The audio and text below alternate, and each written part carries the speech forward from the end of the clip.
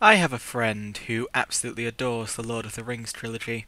She's seen the films countless times, read the books over and over, knows every character, major and minor, could probably recall the entire history of Middle-earth, and could probably recite all of the film's dialogue for you if you asked to, but would still happily watch it again at any time.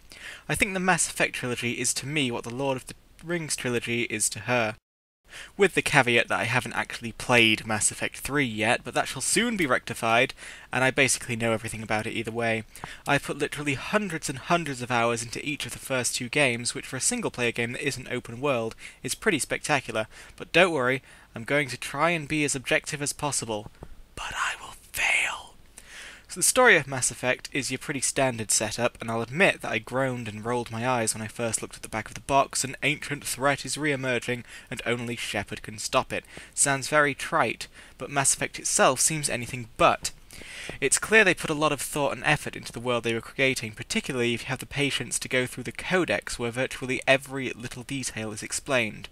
How much of it holds up to real science is dubious. For instance, my fiancé thinks that fiction is vastly overestimating what dark energy actually is. But just the fact that they've paid such attention to detail with regards to every aspect of their world really helps you get immersed. At the time, the game was touted at making you able to define every aspect of what Shepard says and does, and the rest of the gaming community seemed pretty happy with that description, even though I was never really convinced at the time. Really, there are three options: Paragon, Neutral, and Renegade, and Neutral is basically useless. Now, it's true that you're not locked into one path, and you can mix it up here and there in so-called Paragade playthroughs, which allows you some freedom in creating Shepard's personality, but even then you're going to either make sure your Paragon or Renegade score is enough to hit max charm or intimidate. Otherwise, you won't hit the hardest speech checks in the game, so it is still quite limiting. As much as I'm not fond of BioWare's other current series, Dragon Age, I do think they have a better method. In that game, you have no morality score at all. You just have a list of things you can say to each NPC during conversations.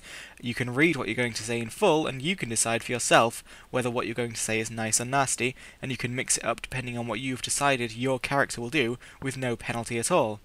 It's a difficult call to make though, because at the same time, the Paragon/Renegade system is very much a part of what Mass Effect is, and as morality scores in RPGs go, it's very much the best one done there is. I just wish you had a bit more leeway. And while BioWare made it clear that Paragon and Renegade is not good and evil, there are still some issues that arise from assigning a binary score to moral decisions. Paragon Shepard sometimes comes off as overly idealistic and naive, to the point that it would actually be quite dangerous. Letting Balak go at a time when she knows the galaxy is headed towards a major conflict is irresponsible, as we may not have the resources to stop him from hurting others in the future. Saving the Council is irresponsible, as the weakened alliance might not have been able to defeat Sovereign, and at that point she is basically risking the entire galaxy for the fate of 3 people. Telling Vigil off for his treatment of the cryogenic patients is ridiculous, and shines a spotlight over the disturbing notion that Shepard might not be willing to get her hands dirty for the greater good, though it is my personal headcanon that she's projecting at that point, still torn up over the recent death of Kaidan. But that might not be the scenario that many Shepards are in, so it still comes off as a bit of a worrying line.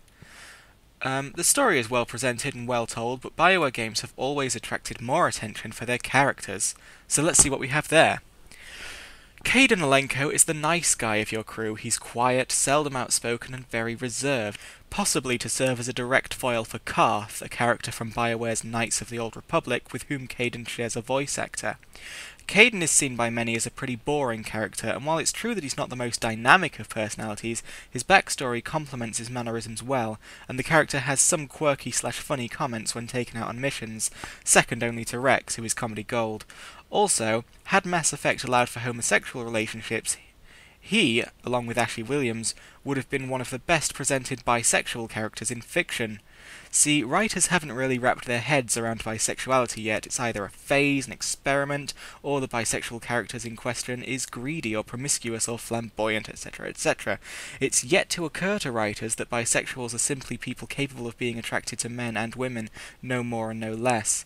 Come Mass Effect 3, homosexuality is an option, and while Ashley remains straight, Kaidan Alenko is capable of entering a relationship with a male Commander Shepard, and is by that simple act one of the most maturely handled representations of bisexuality ever in fiction, just by accident. Ashley Williams is the black sheep of the BioWare fandom, the one who tends to receive the most hatred from fans, perhaps rivaled by Miranda from Mass Effect 2. She's a hothead, outspoken woman who first earns fan ire when she doubts Shepard's decision to have aliens on board the ship. It can be argued that the character is xenophobic, though it is possible to have her steer away from this line of thinking through interactions with the Paragon Shepherd, but in context her xenophobia isn't that damning. It's probably the first mission she's ever undertaken with aliens in her entire life. She's only 25 years old, believe it or not. And distrust of aliens seems to be something that humanity as a whole partakes in. I'm not saying for a second that excuses it or makes it right, it just adds context is all. And unlike several characters, Ashley is able to cast aside her prejudices, and had I taken her along with me on more missions, she has ample opportunities to bond with the alien crew. Another point for which Ashley gets hatred from the fandom is her religion, which I have always thought to be straight up and fair. I am an atheist, I have been for most of my life, and there's a tendency among atheists to be absolute dicks to those who are religious, where it's really not deserved. Simply believing in a deity is not reason to hate anyone, and that's really all that Ashley ever admits to in the game.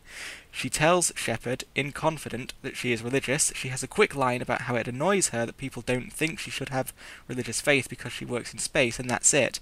And for that the fans call her Bible basher, religious zealot, etc, etc, etc, whereas again, I think she's a damn good representation of a religious person, especially coming off the back of Fallout 3, where all religious characters were painted as delusionals with sing-song voices living in some kind of fairyland. Ashley is a character with many strengths, but also flaws, and I think sometimes standing next to the pristine Commander Shepard, those flaws can be magnified in the eyes of the players, or I don't think it's deserved. Oh, one last point, she also gets massive hate for shooting Rex on Vermeer if you fail to talk him down. In other words, she gets hate for saving Shepard's life. Think about that one for a bit. Garrus Vakarian is a huge fan favourite, and while I like the guy, I must admit to being perplexed at the extent to which he is loved. Garrus is a renegade. He has a strong code of honour and justice, but he's not above causing collateral damage to get the job done. This attitude can be curbed by a Paragon Shepherd or fostered by a Renegade Shepherd. He spends most of his time talking about how much he disliked working at CSEC, or being anxious over the upcoming conflict with Saren. The amount of times Shepherd has to tell him to be ready when the time comes is mind-boggling.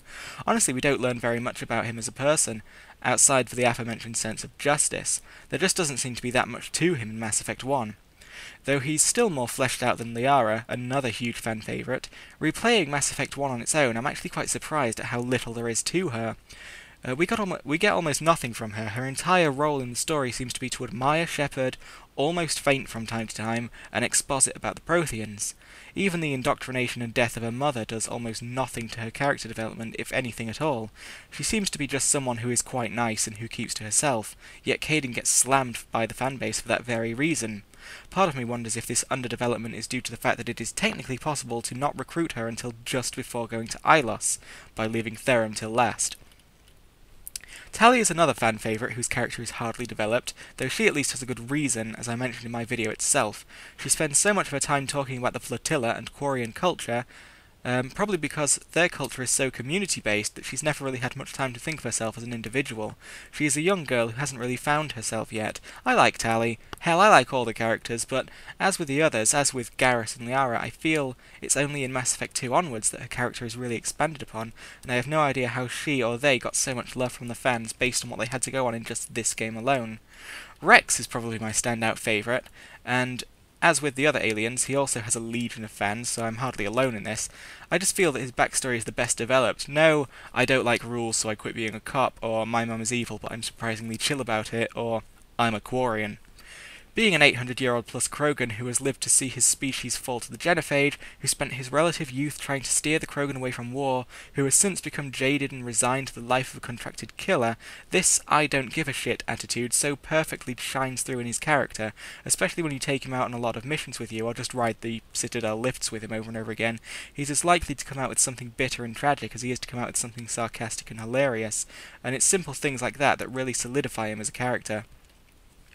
That 68.8% of people didn't manage to keep him alive by the end of the trilogy is a tragedy. Saren is a great villain, All the charm and fun of a one-note villain, but with some great justification from the plot to keep it from being a cliché, though the fact that he is indoctrinated tends to earn him quite a bit more sympathy from fans than it should. The prologue novel, Revelations, confirms that he was always a bastard, and that he sought Sovereign out in a bid for power, rather than any noble intent as he claims. He did, however, beat a Batarian half to death who was about to rape a human woman, though, so that earns him a few brownie points, even if he was doing only that for his own gain. Sovereign is a one-note villain. In fact, it probably takes this to an absolute art form by only having a handful of lines in the entire game, yet it plays that note so well it's almost impossible not to love it.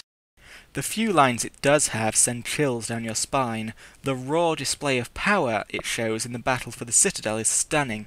The way it shrugs off the full brunt of the cannon fire from a Turian dreadnought, the most powerful ships in the Citadel fleet, and just rams right through it, almost as if it didn't give the tiniest little shit that it was even there, is a thing of beauty.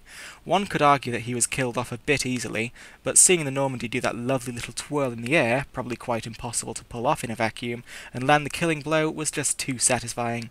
All in all, Mass Effect is a stunning game, and like so many of my favourites, I started out quite unimpressed with it, until it grabbed me by the balls during the halfway point and wouldn't let me go. So, that's all I've got to say here. I'll see you next time for BioShock Infinite.